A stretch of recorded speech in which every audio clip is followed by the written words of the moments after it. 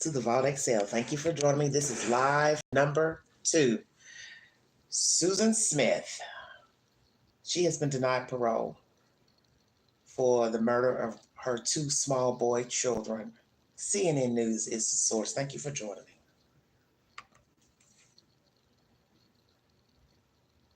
Let's hear what they had to say at the parole board. Wow. Some people probably wanted her out. Some did not. Her ex-husband did not want her out, did not want her released for the obvious reason she murdered his children. And he went on to move on, to a better life, remarried. I think he had another child, girl child, who he loves dearly. And he got a second chance at life, a marriage, a child. He was robbed, stolen. His 2 children stolen from him. It's deep.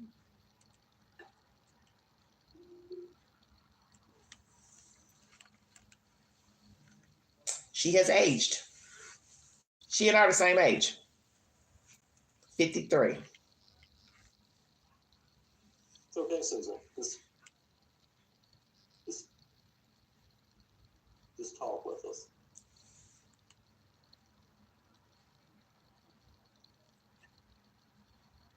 I know that what I did was horrible.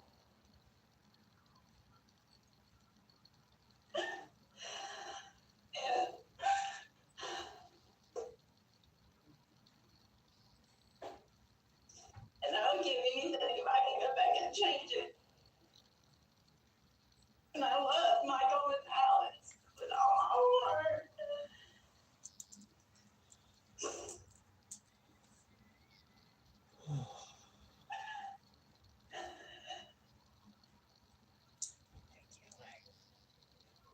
They were drugs or alcohol the night that you murdered your children?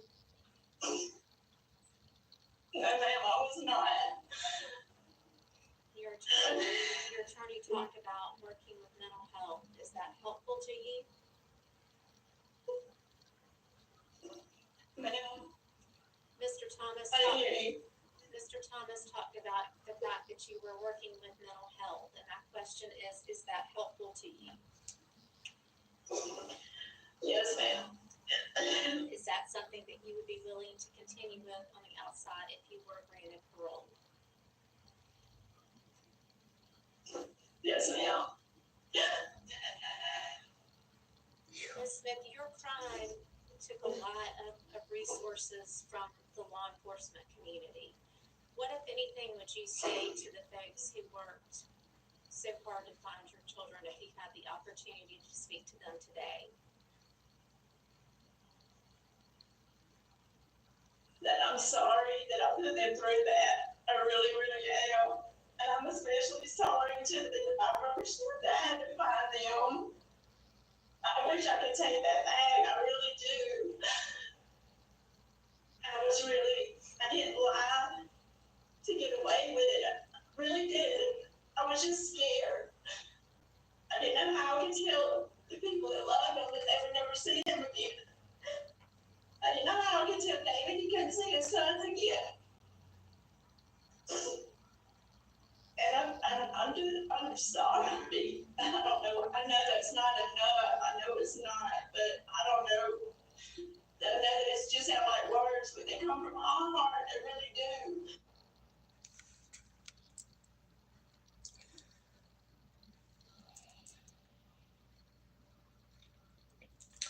Susan Smith, who has served 30 years of a life sentence for killing her 2 young sons in 1994, was denied parole by the South Carolina Board of Paroles and Pardons on Wednesday, which is today.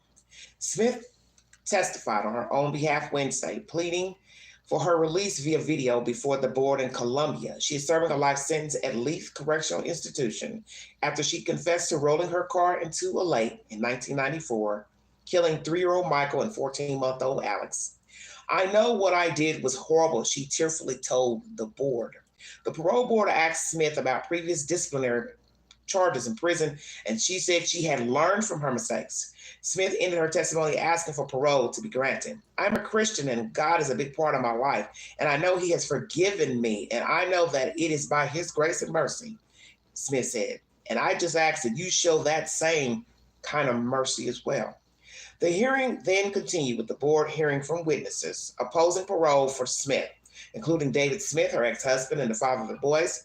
What she did not only to Michael and Alex, she came pretty close to accusing me to end my life because of the grief she brought upon me, David Smith said before the board.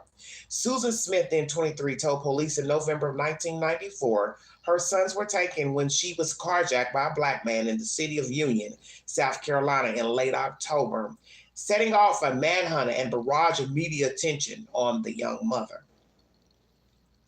But it would turn out Smith's young children were already dead, strapped in their car seats at the bottom of nearby John D. Long Lake, authorities said. Investigators were skeptical of Smith's story from the start, and eventually, under questioning, she confessed to rolling her car into the lake, killing her sons. The story made international headlines, and her 1995 murder trial was followed closely around the world.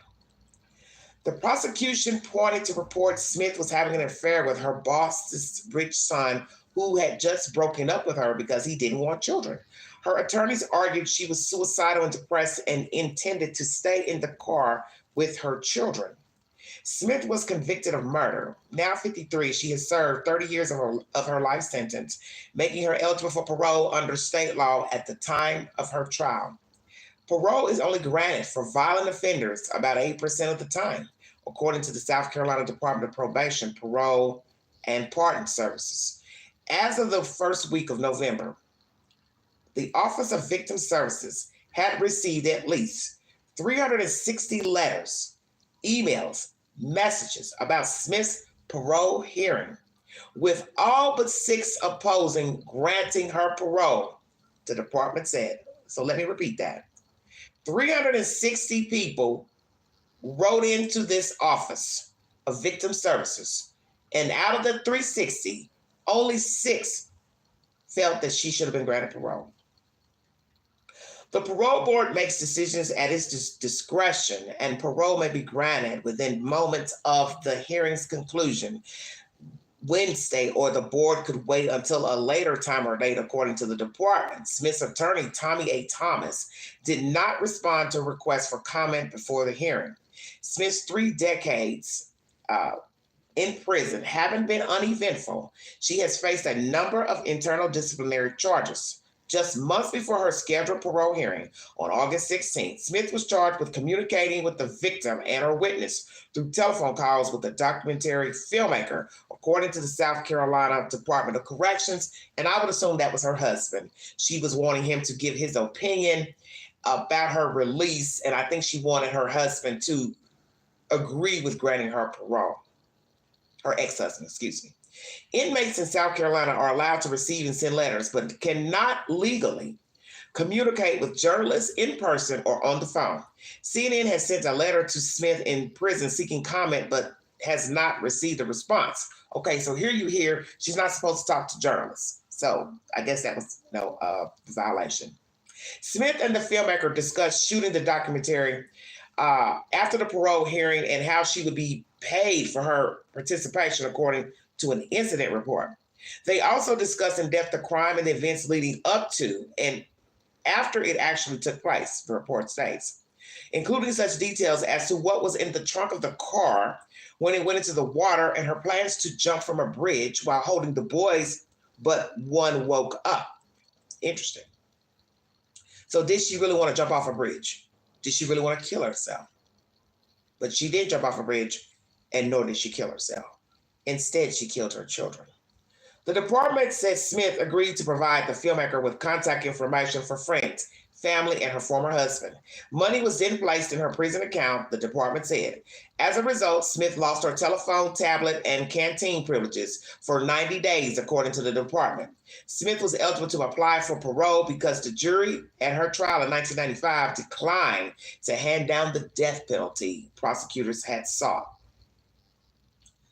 I thought the most stringent punishment we had would be the most appropriate punishment, Tommy Pope, a former 16th Judicial Circuit solicitor who was the lead prosecutor on Smith's case, said before the hearing. Some jurors he heard from after the trial believe a greater punishment for Smith would be to spend a lifetime in jail. Thinking about her sons, Pope said. But this hasn't been in the case, Pope said. This hasn't been the case, excuse me. Susan has been focused on Susan for 30 years, not Michael and Alex, he said. In 2004, David Smith told Larry King on CNN that he believed his ex-wife deserved the death penalty. Wow. Speaking to Court TV last month, David Smith said he had forgiven Susan Smith, but wanted justice to be served. He said he planned to remind the parole board what Susan did and who were the victims in this case. Certainly not her. His ex-wife doesn't deserve to ever be free again, he said. This is a developing story and will be updated. CNN News is the source. So her husband spoke against her being released. 360 civilians wrote into the victim services asking that she would not be denied parole. 6 out of the 360 thought she should have been paroled. She had an infraction on her record August 16th for contacting family members, friends for the docuseries or whatever documentary. Also wanted her husband, ex-husband to agree with granting her parole. But he wanted her to get the death penalty at that time. He has forgiven her. So at what point did he forgive Susan for murdering their children? I wonder. This article did not say. Hello, everyone in the chat. Thank you for joining me. Some of you may not be Christians. Some of you may be. Some of you may believe in God whatsoever. May not have a certain faith you practice. But we're taught, if you believe in the Bible, to forgive thy neighbor because God has forgiven us. But it doesn't mean that you're not human and you don't have feelings about a certain situation, such as murder, such as murdering children. And many people have forgiven people who have murdered others, murdered their own children. We've seen that with women, forgiving the person that killed their son, daughter. It's a very hard thing to do. But I would think you'd have to be a Christian to be in that place, to say, I forgive this person for murdering my child, murdering my husband, my wife, so on and so forth. But do I want them free? That's another thing, because they don't go hand in hand, you see. I can forgive you, but that don't mean I want to hang with you. I don't want to ride or die with you. And I don't want you free from incarceration. He's forgiven her, but he does not want her free. Rightfully so. She murdered 2 innocent babies. They didn't choose their parents. They didn't choose their circumstances. They didn't choose Susan Smith. So whatever Susan was going through, angry that this man didn't want her, angry that she couldn't get what she wanted from him, whatever the hell she had going on in her life, that had nothing to do with her children. And that's what people need to understand when it comes to unaliving people. The children were they weren't the problem, because you brought them here. So how are they the problem? You made them the problem because you met a man who you realized didn't want kids. Now I wonder if that man today has children. Because that's the thing about life. You're entitled to change your opinion about anything. Today you don't want children. 5 days from now, you may. 5 years from now, you may. That's your right. That's your right. And no one has the right to impose their beliefs on you. But at that time, the man didn't want children. They also rumored that he felt like she wasn't the type of female he could take home either. So I don't know what's the truth about that guy. There's so many rumors circulating that she's a very highly sexual being. She was sleeping with different men, sleeping with her stepfather, they said. Just a lot of crazy stuff. But it's also been said he was molesting her as a child. So that wouldn't shock me that Susan would be having a sexual relationship with this man, a step-parent, as an adult, okay? Because he had already groomed her. So that shows you right there, she didn't have the correct mindset to further a sexual relationship with a man who's supposed to be a parental figure, and he was violating her. So now she's out in the world trying to navigate, and she's not navigating because she's been touched inappropriately. So she's looking for love by giving her body to men, and many women do this. You're looking for love, as they say, in all the wrong places, and you are equating sex with love. Well, I'll sleep with him, maybe he'll like me. I'll sleep with him, maybe he'll love me. I'll sleep with him, maybe he'll want to be with me, have a relationship. But we already know that does not work. Having sex with someone does not guarantee anything. Whether you get money from them, don't get money. Sex does not secure anything. And I think a lot of people have had to learn that the hard way. And I think Susan has had to learn that the hard way. She may never acknowledge it to any of us, but she knows that having sex with men, it's not going to procure anything, because one, she's incarcerated. So really that's all she has inside of jail, prison, is to use her body and manipulation by, flirting and winking of an eye and giving commentary to a said, corrections officer or whomever is working there as staff. She doesn't have anything else because she was never taught how to navigate. And that's expected with young people. If they don't have appropriate parental figures in their lives, it is hard for them to navigate in the world. You have to learn by your mistakes.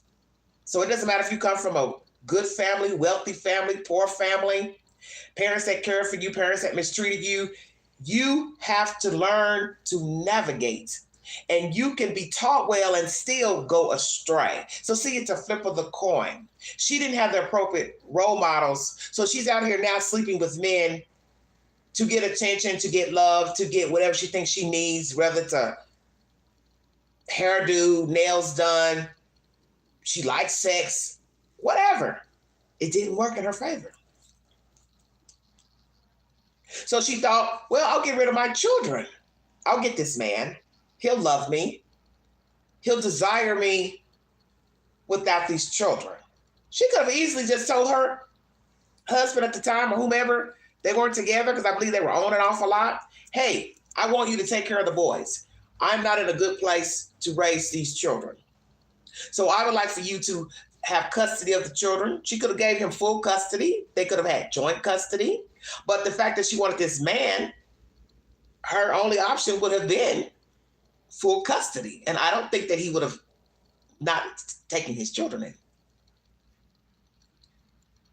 So that man who she was so smitten with and wanted to be in his life so terribly that she was willing to commit murder to be with him, where is he now? Does he have children? Has he remarried?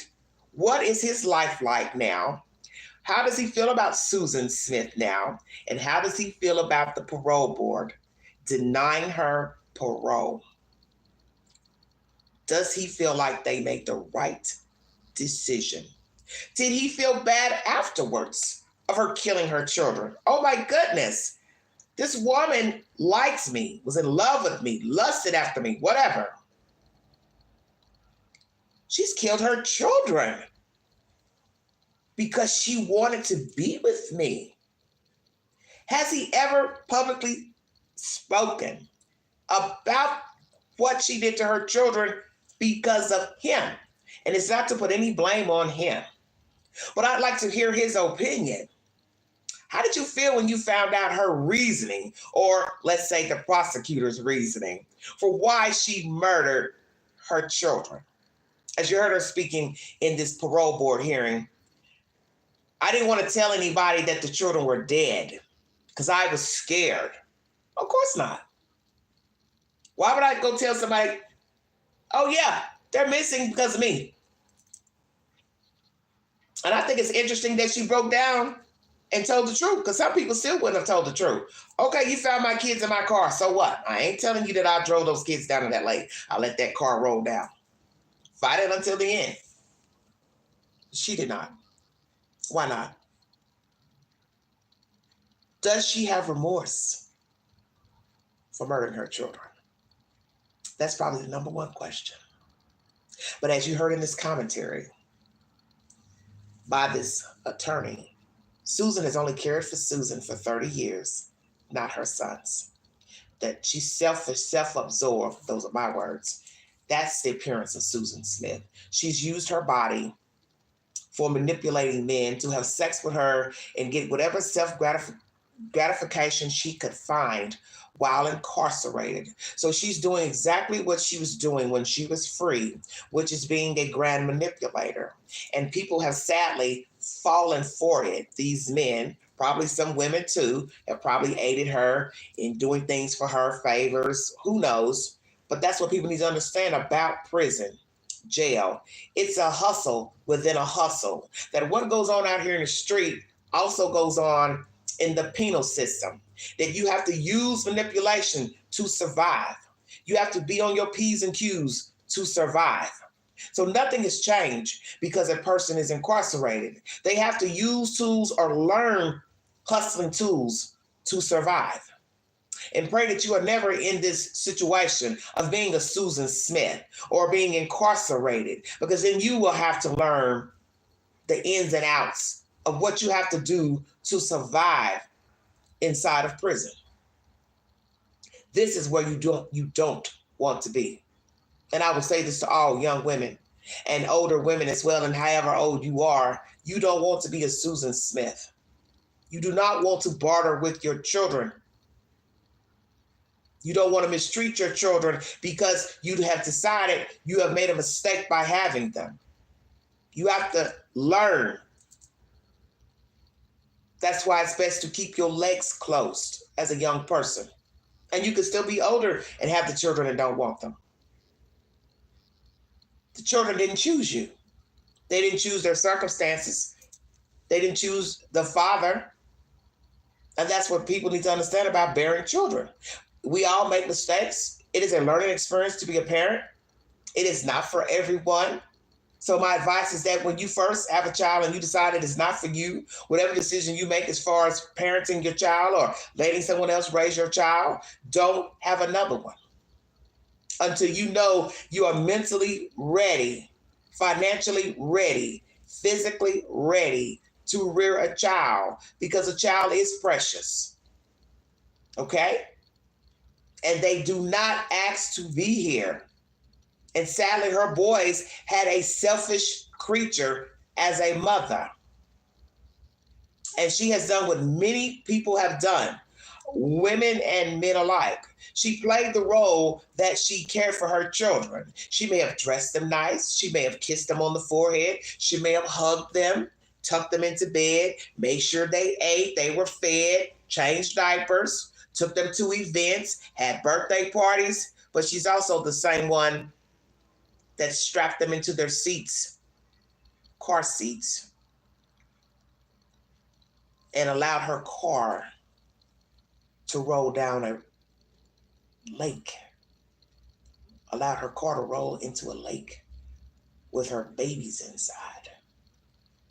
She can't take that back. She cried during this hearing. Do you believe she was genuine in her tears? Do you believe she was genuine in her statements? Do you believe Susan Smith has remorse for murdering her children? Or do you believe she is still a self-centered, self-absorbed creature who just wants out to continue manipulating people, and specifically men? I don't think she should be free. I could roll the dice in my brain and say, well, she made a mistake, but I know that I'm a child advocator, and I know there was no reason for her to murder her children.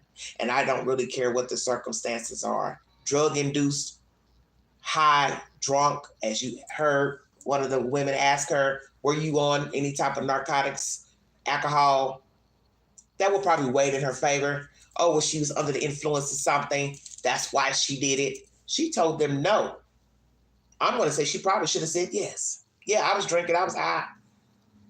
She might have gotten a chance to get out. To say she was under the influence of something. But then the dice could roll. They'd say, well, I don't care. She still killed two. I don't have sympathy for anyone that's abusing children, killed their children, killed a child, whether it belonged to them or not, and abused a child, whether it was theirs or not. Because you have no reason to be abusing children, sexually assaulting children, selling of children. No. Unaliving children. Hell no. She had options. She could have asked her husband to take the children, asked a relative to take the children. If he didn't want the children, she could have sought adoption. There was no logical reason to murder those babies.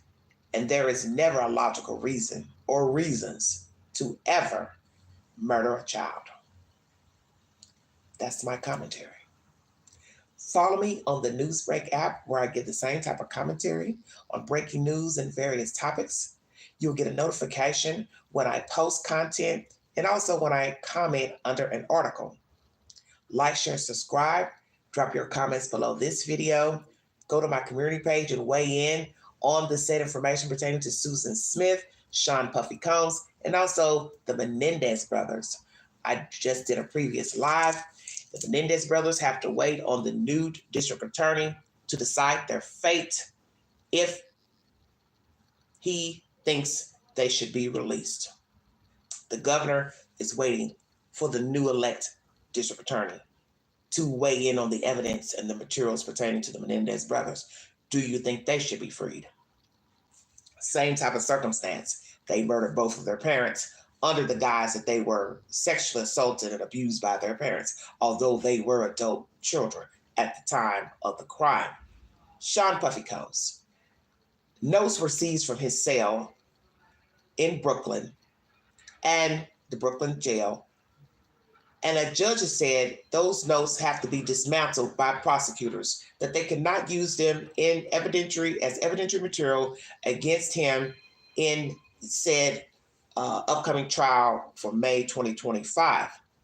Now, in those said documents, it has been said that he has paid a witness. So one could say that's a crime. Weigh in.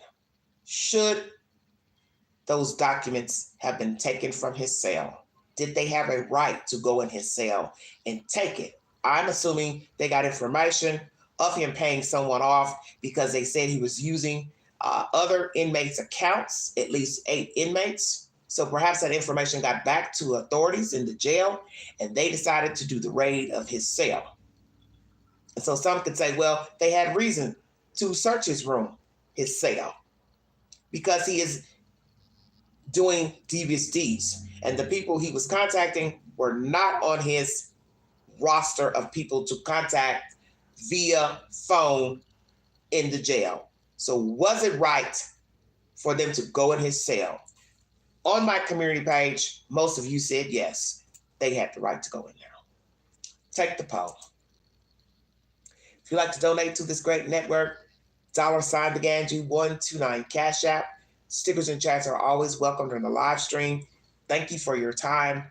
Have a wonderful week. And once again, Susan Smith has been denied parole. What will happen to her now? When will she go up for parole again? And when she goes up for parole the next time, should she be granted parole? We will see. I will bring you an update. Follow the queen. Once again, like, share, subscribe. Drop your comments below this video. Tell me how you feel. And also go to my community page. Check the polls on my community page and give me your opinion pertaining to the latest developments with Susan Smith. Did the parole board get it right? Who else are we going to hear from now that she's been denied parole? And like I said, that guy, how does he feel? Does he feel like she should be freed? Or the jury made the right decision? Parole board this time made the right decision? How does he feel? And how does Susan feel? Because I do believe she feels defeated at this point. And I won't doubt that this will probably send her into a tailspin and she'll probably go downhill. Because I don't know when she'll be able to go up for parole again. If it's 5 years from now, 10 or whatever, she'll be an older woman. We'll both be older women because she and I are the same age. Do I feel sorry for her? Probably not. Because she didn't have to take the lives of those babies. That's my commentary. You've been listening to the Vol Excel. Thank you.